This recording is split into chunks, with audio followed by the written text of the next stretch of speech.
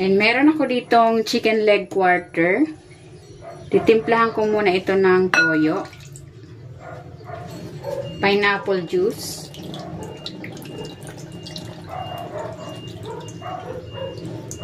At maglalagay din ako ng paminta. Pahaluin ko muna.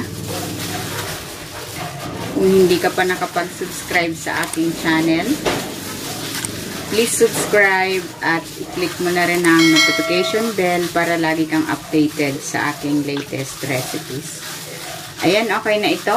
Ibabad muna natin ito for at least 1 hour or mas maganda kung maibababad natin ito overnight.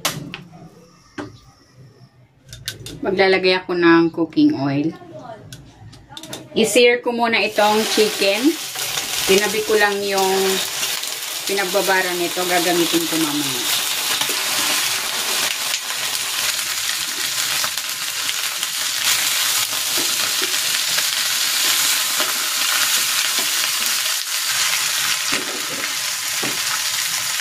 Kakanguin ko muna.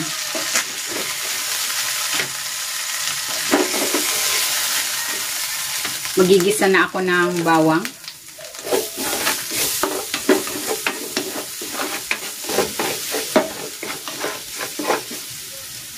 At ng sibuyas.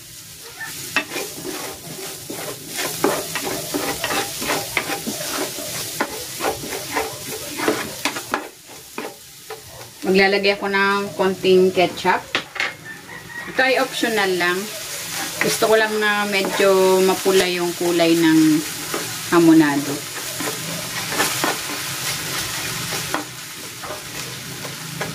Then, ibabalik ko na uli dito yung chicken.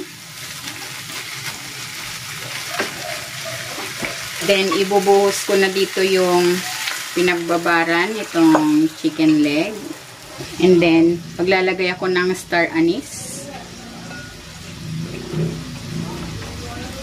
Then, tatakpan ko ito. I-simmer ko ito for mga 20 to 25 minutes.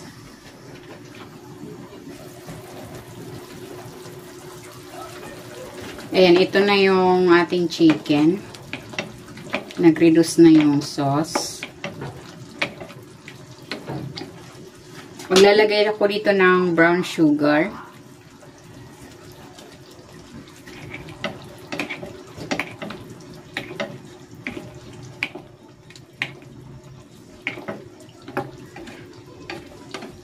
At maglalagay din ako ng pineapple slices.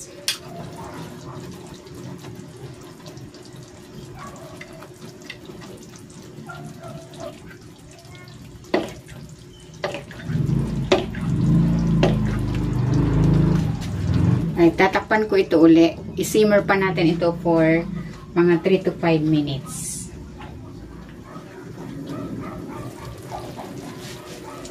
Ayan, instead na cherry, meron ako ditong grapes. Yan na lang ang ilalagay natin dito.